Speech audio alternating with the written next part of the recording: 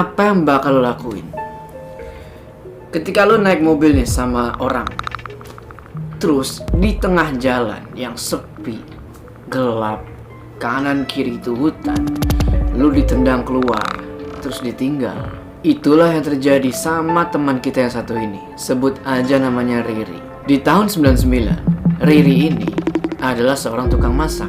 Suatu ketika dia ditawarin pekerjaan yang lebih bagus dan gajinya lebih gede, tapi di luar kota, bahkan di luar pulau. Nah, ketika Riri terima tawaran itu, disitulah awal petaka. Waktu itu tahun 1999, pas Riri masih umur 20 tahun. Dia yang berasal dari sebuah kota di Jawa Timur, kita sebut aja kota B, mutusin buat merantau ke kota S yang masih ada di wilayah Jawa Timur juga. Di sana, Riri kerja jadi tukang masak.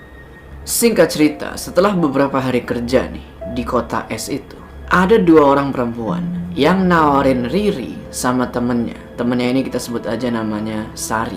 Nah, 2 orang perempuan ini nawarin mereka berdua buat kerja jadi tukang masak juga, tapi di rumah makan yang ada di luar pulau, dengan iming-iming gaji yang lebih gede dibanding tempat dia kerja sekarang. Waktu itu Riri sama teman-teman yang lain nggak pikir panjang. Secara keadaan ekonomi mereka ya dibilang lagi susah waktu itu. Akhirnya selang beberapa hari, tibalah waktu dimana Riri sama temennya ini pindah ke tempat kerja yang baru. Sore itu mereka dijemput pakai mobil sama 3 orang laki-laki dan 2 orang perempuan yang kemarin tuh, yang ngajakin, yang nawarin mereka pekerjaan. Berangkatlah tuh 7 orang pakai mobil. Di perjalanan, Riri sama temennya ini gak curiga sama sekali. Sampai akhirnya mereka tiba di pelabuhan dan naik kapal. Sampai di pulau seberang, mereka ngelanjutin perjalanan. Dan selang beberapa jam, mereka tiba di sebuah kampung pelosok sekitar jam 11 malam. Dan mereka berhenti di salah satu rumah warga. Dan ternyata di rumah warga itu lagi rame banget. Udah banyak warga-warga lain yang kumpul, kayak lagi ada semacam hajatan. Di situ Riri sama temennya istirahat sebentar. Terus mereka disuruh buat mandi dan ganti baju. Setelah mandi itu, Riri sama Sari baru sadar kalau ternyata pekerjaannya itu gak sesuai sama apa yang udah dijanjiin. Awalnya kan dijanjiin jadi tukang masak di sebuah rumah makan.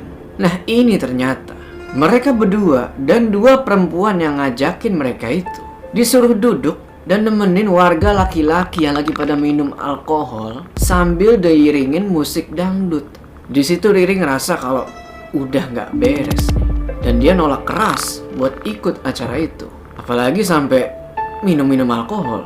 Tapi temennya Riri sama 2 orang perempuan itu malah ngikutin kata-kata 3 orang laki-laki itu, dan mereka minum-minum bareng tuh. Di situ Riri marah banget dan maksa buat pulang saat itu juga. Secara dia udah ngerasa dibohongin. Sampai akhirnya sekitar jam 1 malam, 3 orang laki-laki itu mau nganterin pulang, tapi dalam keadaan mabuk. Namun mereka tetap jalan. Nah, di tengah perjalanan nih, tiba-tiba para laki-laki itu mau berbuat sebuah tindakan yang kurang senonoh ke Riri. Tapi Riri ya berontak, dan seketika mereka berhentiin itu mobil. Dan lu mau tahu apa yang terjadi selanjutnya? Riri ditendang keluar dari mobil sama laki-laki itu ke pinggir jalan yang hampir masuk jurang. Di situ dalam kondisi masih setengah sadar karena habis ditendang keluar dari dalam mobil kan, Riri ngedenger nih mobil itu jalan ninggalin dia. Setelah itu dia coba ngerangkak dari pinggir jalan ke tengah-tengah jalan yang kanan kirinya itu hutan. Gak ada penerangan sama sekali, alias gelap, dan gak ada rumah-rumah warga. Dengan badan yang sedikit luka-luka akibat ditendang keluar dari mobil tadi, Riri mulai tuh jalan pelan-pelan. Tapi gak lama kemudian mobil yang tadi balik lagi. Gak tahu ya, mungkin mereka itu balik buat mastiin Riri ini masih hidup atau udah mati atau udah nggak tahu. Sambil ketakutan, Riri inisiatif buat ngumpet di balik pohon. Dan dari balik pohon itu, dia ngeliat mobil itu berhenti sebentar di tempat tadi mereka nendang Riri keluar. Terus mungkin karena nggak ngeliat Riri ada di situ, nggak lama mereka muter balik terus jalan lagi. Dan di sini horornya dimulai. Riri terus susuri jalan itu sampai kira-kira setengah jam kemudian.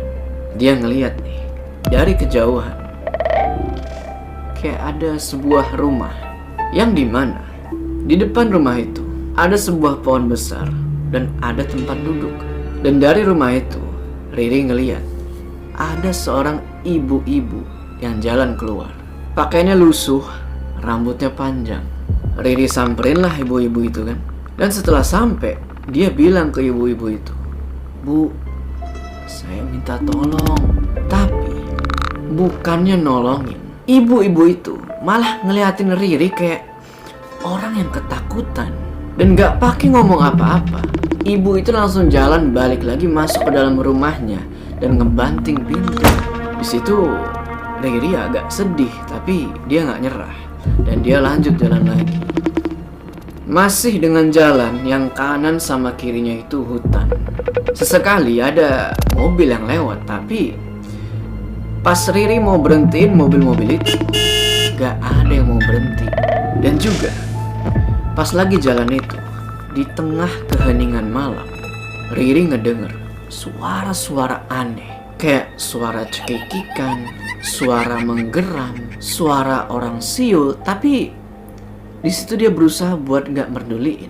Sesekali juga Riri ngeliat kayak ada sekelebatan mirip asap putih yang lewat di depan dia. Tapi di situ dia masih cuekin. Sampai akhirnya dia ngedengar lagi nih suara geraman dari balik pohon. Sontak dia langsung nengok ke arah suara itu. Takutnya itu adalah binatang buas. Tapi pas dia lihat ya nggak ada apa-apa. Nggak tahu, mungkin ada sesuatu di situ. Cuman karena gelap, jadinya ya nggak kelihatan apa-apa. Akhirnya Riri terus tuh jalan dengan ketakutan dan sambil nunduk. Nggak tahu udah berapa lama Riri jalan, sampai dia lihat lagi nih dari kejauhan ada cahaya lampu warna kuning. Pas dia samperin cahaya itu, ternyata di situ ada rumah yang bertuliskan wartel atau warung telepon. Riri coba intip ke dalam rumah itu lewat jendela dan nggak ada siapa-siapa di dalam. Gelap. Penerangan ya cuma lampu kuning tadi tuh yang di luar.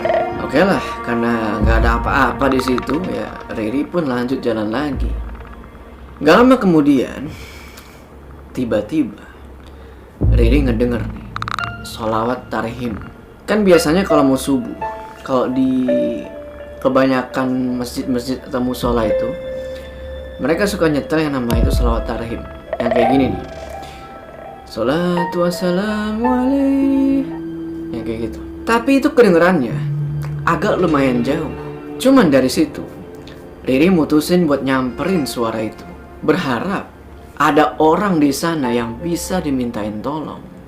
Ketika udah semakin dekat ke sumber suara sholawat tarhim itu, bener aja dari kejauhan Riri ngeliat ada sebuah musola di tengah-tengah hutan yang lampu terasnya itu nyala. Nah yang anehnya, suara sholawat yang tadinya kedengeran sekarang pelan-pelan hilang sampai gak kedengeran sama sekali. Riri samperin lah musola itu kan, dan ada yang ganjil sama musola itu. Pagar musola itu masih ketutup dan kegembok. Di dalam musola itu masih gelap, kayak gak ada siapa-siapa. Kalau gak ada siapa-siapa, terus siapa yang nyetel sholawat tarhim tadi? Karena udah capek, Riri pun duduk di depan pagar musola itu sambil nunduk ya, berharap sebentar lagi orang-orang pada datang buat sholat subuh. Nunduk gitu kan, nunduk. Beberapa saat kemudian ada suara nih. Sontak Riri nengok ke arah sumber suara langkah kaki itu. Dan di situ dia ngeliat ada seseorang yang ngedeket. Yang Riri perhatiin, orang itu pakai baju koko putih, pakai sarung putih, dan pakai alas kaki terompah. Nggak pakai pikir panjang, Riri langsung peluk kaki orang itu. Dia peluk kaki orang itu sambil nangis-nangis histeris dan bilang, "Tolong saya pak, tolong saya pak." Terus pas lagi meluk gitu, Riri ngerasa kalau kepalanya itu kayak dipegang sama si sosok laki-laki itu. Laki-laki itu terus nanya, "Kamu mau kemana?" Riri jawab lah, "Saya mau pulang ke kota B." Orang itu heran dan dia nanya, "Kenapa kok bisa sampai di sini?" Riri ceritain lah tuh, kenapa dia bisa di situ dari awal sampai akhir. Setelah itu, si bapak-bapak tersebut nyuruh Riri buat berdiri. Dan bapak-bapak itu nunjuk ke sebuah rumah mewah yang bersebelahan sama musola itu.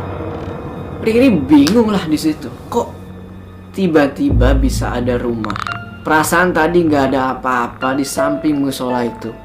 Bapak itu sambil nunjuk ke rumah mewah itu bilang lagi ke Riri, "Apa kamu mau balas dendam? Itu rumah mereka yang telah membuang kamu." "Saya nggak mau balas dendam. Saya maunya pulang." "Bener, kamu nggak mau balas dendam. Kalau mau, saya antar masuk." Di situ Riri tetap kekeh kalau dia nggak mau balas dendam dan pengennya itu pulang aja.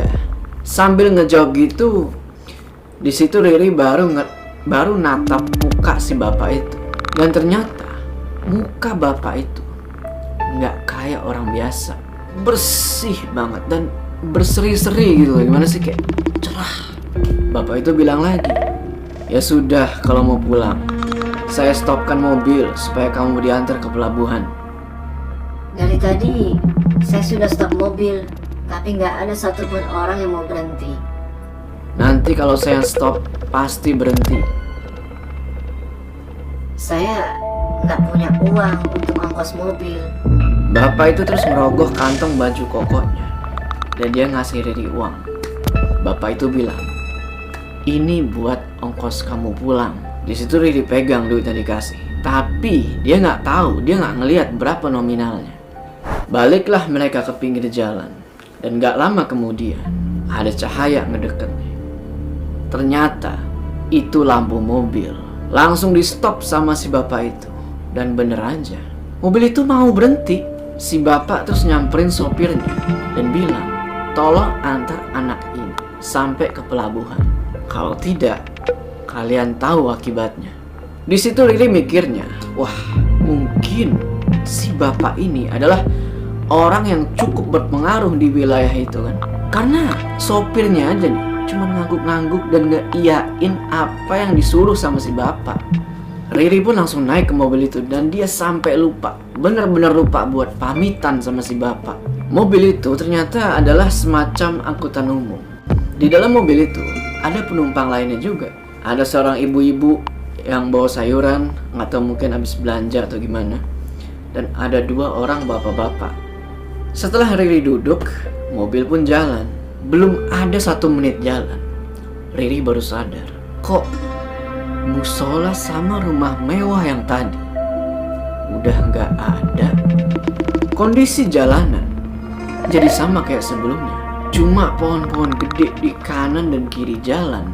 Terus ditanyalah ke sopir itu tentang musola dan bapak-bapak yang nyetop mobil tadi. Kemana dia? Nah ini jawaban si sopir yang agak bikin gua semriwing. Si sopir bilang, "Kan tadi Mbak yang stop mobil.